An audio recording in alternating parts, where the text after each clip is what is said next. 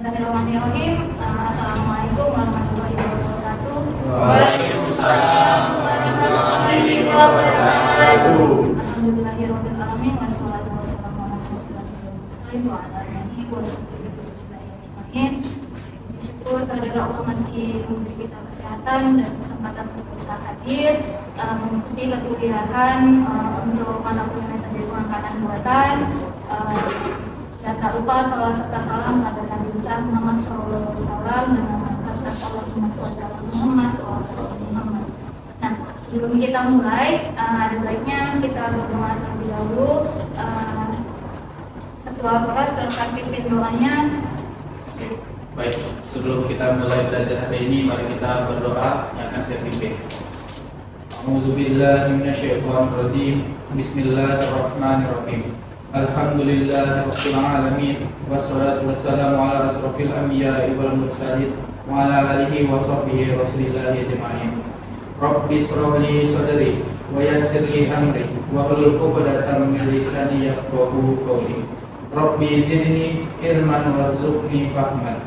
Rabbana atina fid dunya hasanah wa fil akhirati hasanah wa qina azabannar. Subhana rabbika rabbil izzati amma yasifun wa salamun alal mursalin walhamdulillahi rabbil alamin. Kali ini di materi ini kita akan melanjutkan materi mengenai ESP yang sebelumnya kemarin kita sudah belajar bagaimana cara kerjanya, terus bagaimana kondisi dari si ESP-nya sendiri. Kali ini kita akan membahas mengenai permasalahannya. Tapi sebelum itu saya akan merefresh kembali tentang ESP yang materi minggu lalu. Tolong ada yang tahu mengenai cara kerja si ESP?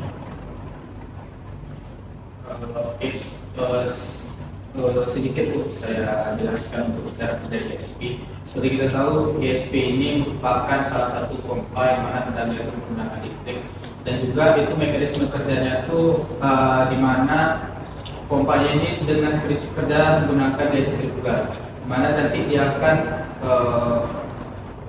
menghisap daripada fluida tadi itu, nanti disimpan dan nanti dari kembali ke atas.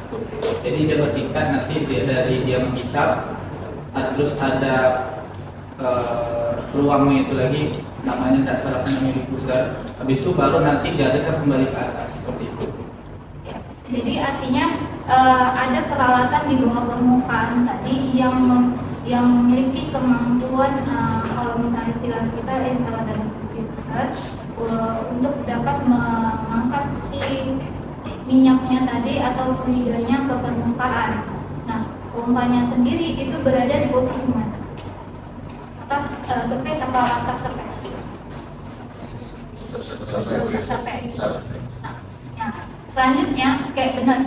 Artinya karena kondisi dari si pompanya sendiri di subsurface, ada kondisi di mana nantinya untuk seorang engineer-nya sendiri harus hati-hati pada saya bilangnya itu harus hati-hati pada si pompanya, karena nantinya itu dapat kalau misalnya ada masuk saja fluida yang masuk ke pompa itu akan menyebabkan si pompa ini mati. Nah, kita masuk ke langsung pada permasalahan yang biasa terjadi. Sekilas balik untuk si penggunaan artificial ini dari berbagai pompa. Jadi ada yang rock pump, hidrolik, PCP, gas lift, dan ESP-nya sendiri. Nah, dari tabel atau rule of thumb yang ada di tabel ini merupakan kondisi-kondisi yang biasa terjadi untuk yang biasa terjadi di sumur itu sendiri. Ada scale, sand, parafin, corrosion, terus HGOR, deviasi, rate, kedalaman, dan flexibility sampai di temperatur. Artinya kalau untuk ESP-nya sendiri dia akan walaupun nanti kalau yang seperti yang kalian tahu ESP itu memang volume pengisaannya itu, volume yang yang nyampe ke permukaan itu akan lebih besar. Namun ada kondisi-kondisi di mana dia terlalu jelek untuk kondisi sumur, seperti kalau seandainya sumur itu mengandung banyak seng atau korosi ataupun nanti jiwanya yang terlalu tinggi. Sampai kepada temperatur. Kenapa? Karena kondisinya si pompanya sendiri itu ada pada kondisi di bawah permukaan kan. Artinya dia nggak terlalu bagus untuk diterapkan dengan temperatur yang terlalu tinggi. Nah, ini lanjutan kalau misalnya kita yang mengcompare dari tiap-tiap si metode yang tadi. Kalau dibandingkan dengan yang lain, memang volume operasi dari si ESP memang paling tinggi dibanding yang lain. Dia bisa mencapai 60.000 BFPD.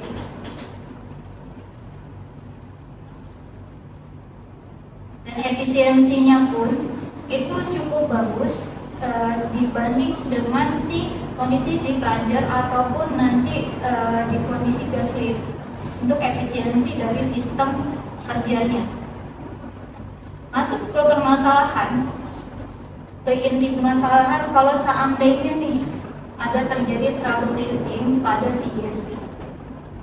Yang pertama, production drop atau underperforming rate. Artinya yang seharusnya laju alirnya tadi memiliki kondisi yang normal, tapi karena permasalahan-permasalahan yang gas interference, low pump submergence, dan pump wear serta line restriction ini menyebabkan kondisi di mana produksi yang tadi yang harusnya normal jadi turun. Tapi bukan permasalahan dari maksudnya permasalahannya sebenarnya itu bukan pada si pompanya. Kalau tidak hanya dalam kondisi pompanya saja, tapi ada beberapa kondisi kayak gas interference. Gas interference ini kan kalau bisa kita bilang dia aliran yang ada yang masuk ke sumur tadi itu akan terganggu. Karena apa? Karena ada gas yang berlebihan sehingga aliran yang masuk nanti ke sumur itu akan terganggu oleh gas, sehingga impeller dari si pompanya tadi itu tidak berfungsi dengan baik. Finally, si production kalian akan turun. Nah, kalau lamp submergence itu apa?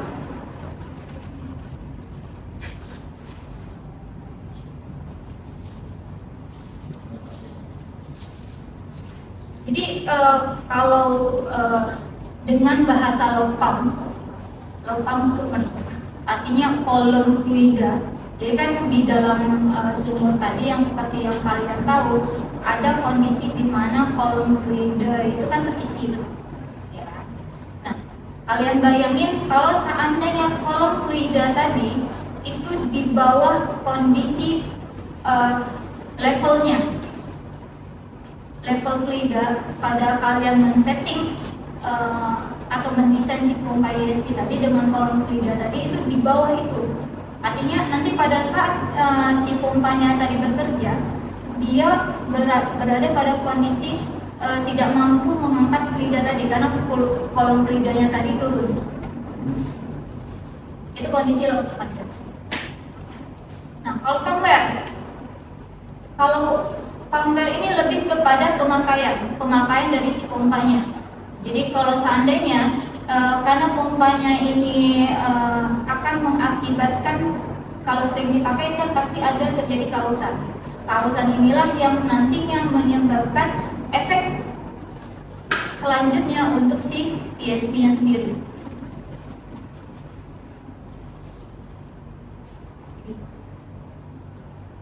Nanti efeknya kemana kalau yang gas interference tadi? Efeknya ke gas lock. Kalau gas lock artinya gas tadi terkunci.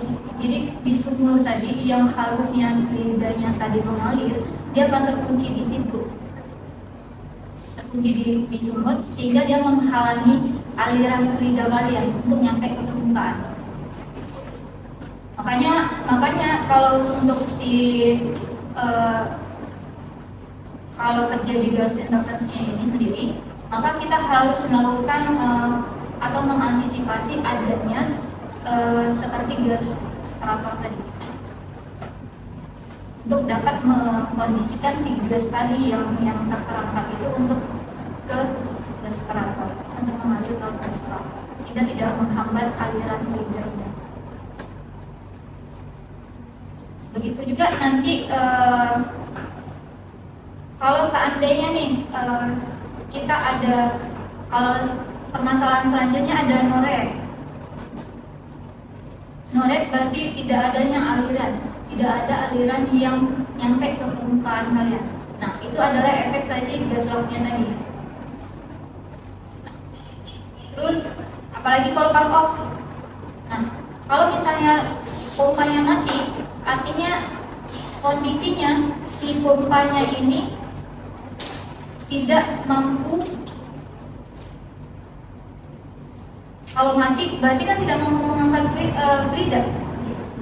Hal itu bisa terjadi karena apa? Karena bisa jadi karena si pompanya ini masuk fluida,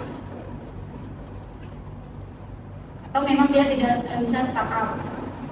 Itu salah satu juga. Overload, underload itu menjadi kondisi yang cukup sering terjadi di ESP-nya sendiri.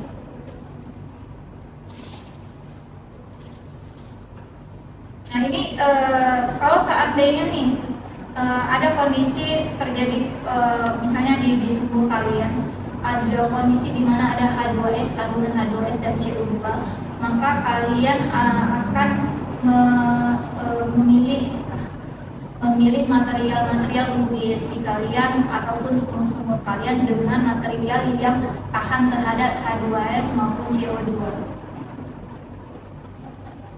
Nah, dari kondisi ini itu memiliki pasti kalau seandainya semakin bagus materialnya, maka semakin tinggi untuk harganya. Ini adalah data-data yang biasa dibutuhkan untuk kalian mendesain si ESP-nya. Nah, jadi kalau seandainya kira-kira di sumur kalian memiliki gas yang cukup banyak, maka bisalah dia menggunakan gas separator ataupun gas handling. Tapi kalau seandainya tidak, kalian tidak banyak gas yang ada di sumur di reservoir kalian bisa mendesain sih gas separator. Oke. Nah, ini kalau seandainya kondisi well bore mengalami permasalahan. Kalau seandainya nanti fluid level kalian rendah, PI kalian rendah, ataupun nanti Imax kalian pada saat kalian menghitung lagi itu kurang dari laju alir optimumnya, artinya sumur kalian mengalami permasalahan. Kalau seandainya permasalahannya ada pada si peralatannya, maka yang harus kalian lihat adalah kondisi pompa kalian bagus apa tidak, pressure-nya ini gimana, terus motornya ini bagaimana, beban dari kerja motornya. Nah, itu yang harus kalian perhatikan.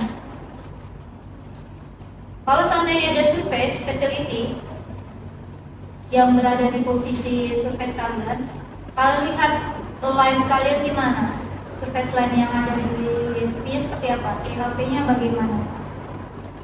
Itulah kondisi yang kira-kira dapat kalian identifikasi terlebih dahulu kalau seandainya terjadi di sumur kalian.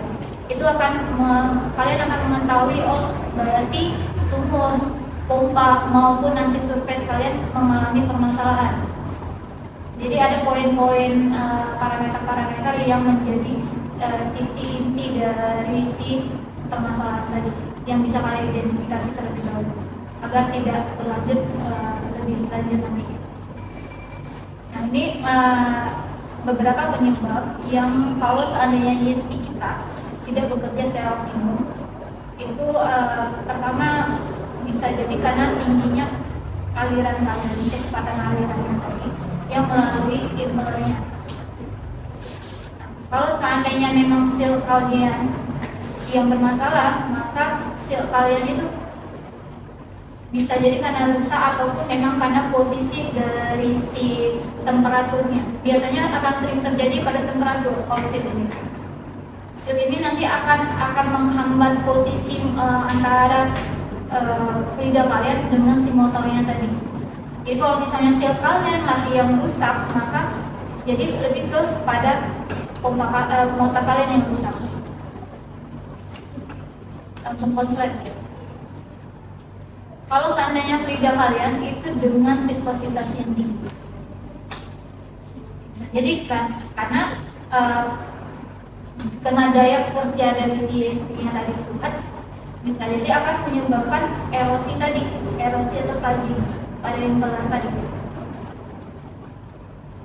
Jadi akhirnya pasir sama scale kalian jadi kebentuk kan.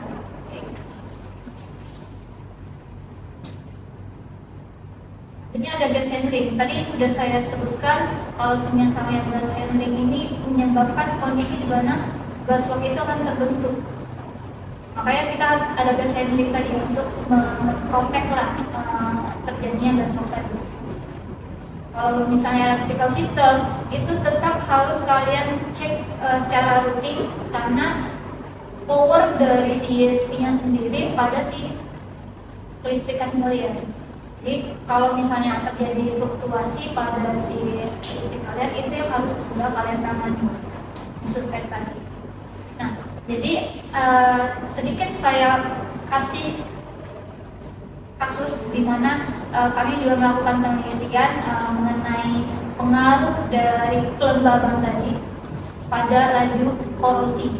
Jadi penyebab korosi ini lebih kepada suhunya tadi.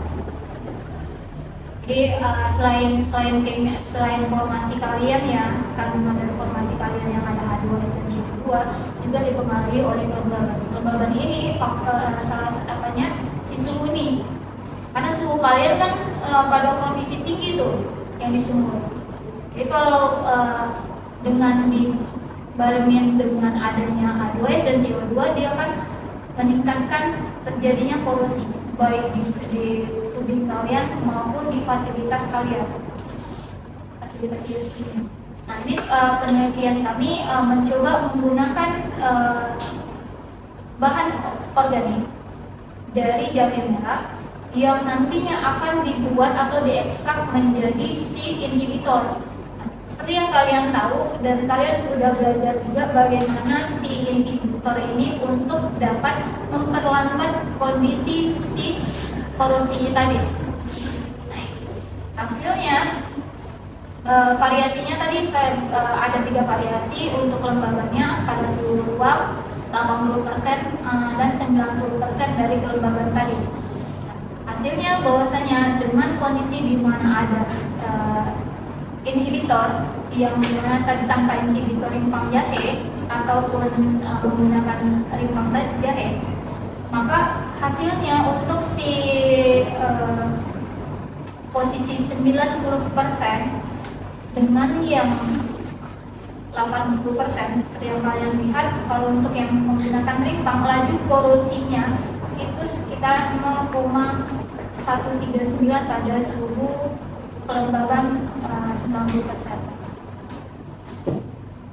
dan akan mengalami dia meningkat sebenarnya dari kalau misalnya kita bandingkan untuk laju korosi ini 0,05 sama 0,7 meningkat nih kelembabannya. Artinya laju korosinya itu pada dasarnya dia akan meningkat terus.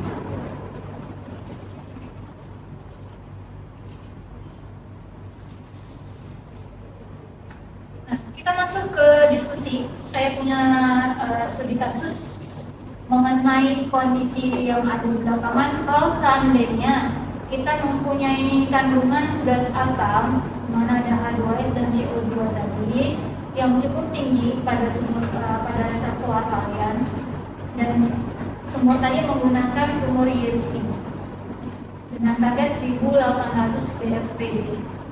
Artinya cuman selama 4 bulan operasi si ESP ini mengalami kegagalan mendadak. Nah, inspeksi yang dilakukan pasca walkover menunjukkan kerusakan parah pada motor dan impeller akibat korupsi. Artinya yang kalau misalnya nih kita identifikasi masalah, apa sih penyebab dari kegagalan ESP tadi dan bagaimana dia hubungannya ke lingkungan sumber, dan solusi apa yang harus kita berikan untuk desainnya, instalasinya seperti apa untuk sistem sumur kalian yang menggunakan ESP tadi, dan bagaimana operasinya tadi.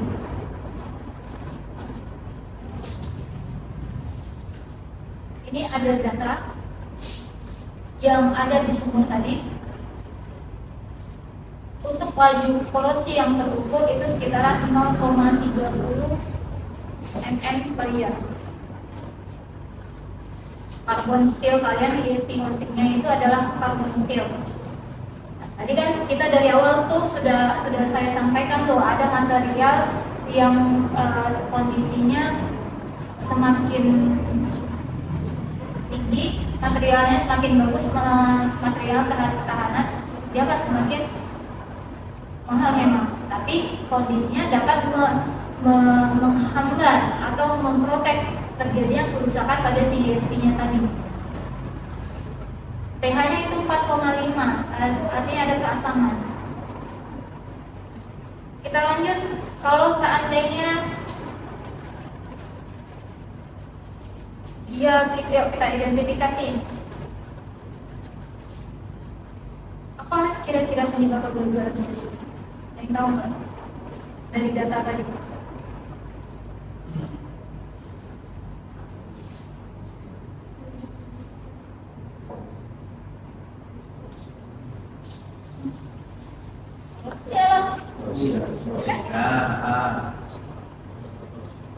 Terus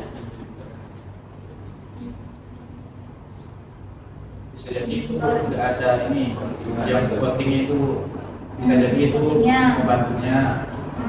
Terus kiranya itu prosesnya tidak diinjeksikan, jadi produksinya tinggi.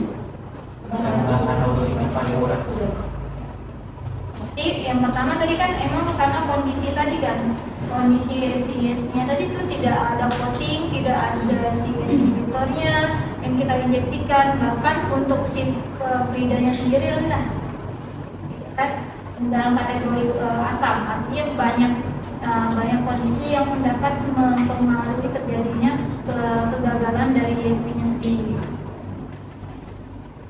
Nah, kayak kita butuh desain ESP untuk gimana dia tahan terhadap lingkungan yang asam.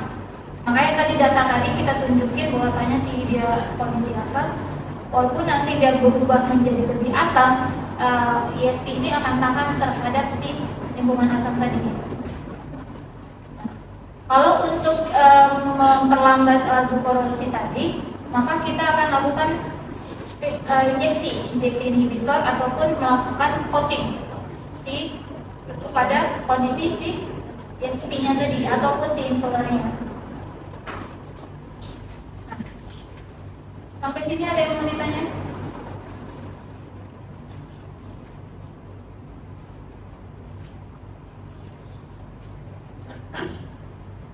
Berarti kalau untuk dari studi kasus ini yang pertama kali kita tangani itu apa dulu?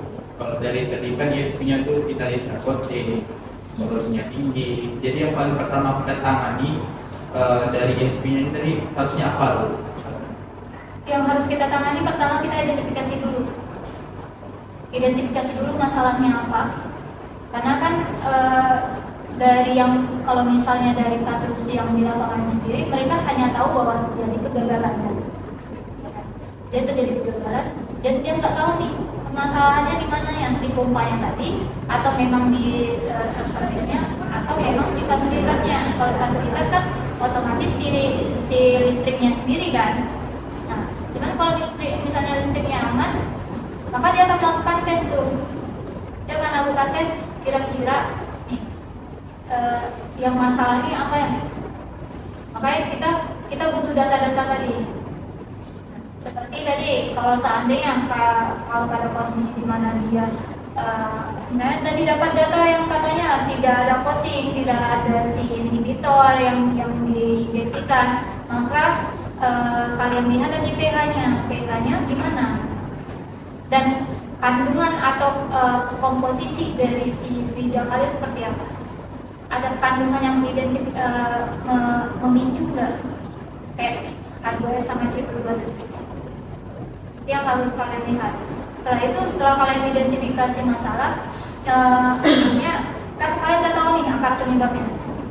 Kalian tahu akar penyebabnya apa, sudah tahu masalahnya seperti apa, maka kalian tinggal lakukan tahap selanjutnya. Itu tahap apa lagi? Tahap selanjutnya adalah tahap di mana kalian akan mendesain si ESP-nya tadi sesuai dengan kondisi sumur. Contohnya tadi tahan terhadap materialnya tadi kan, kalian carilah emang kalian akan perbaiki materialnya tadi dari BSP dan colornya. Nah, terus nanti sudah itu operasinya kalian lihat. Jadi kalau dari sisi operasi kan kalian akan mengkondisikan dia pada kondisi di mana dia perlu, misalnya kalau perlu inhibitor, kalian injeksikan inhibitor. Terus kalau misalnya dia butuh coating, kalian pakai coating. Ada lagi? Oke, kalau tidak ada, kita akhiri materi hari ini. Untuk minggu depan silakan pelajari terlebih dahulu untuk persamaan atau perhitungan yang ESP-nya.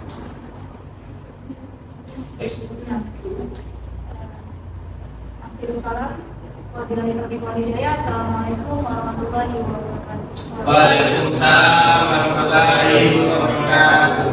Terima kasih Bu.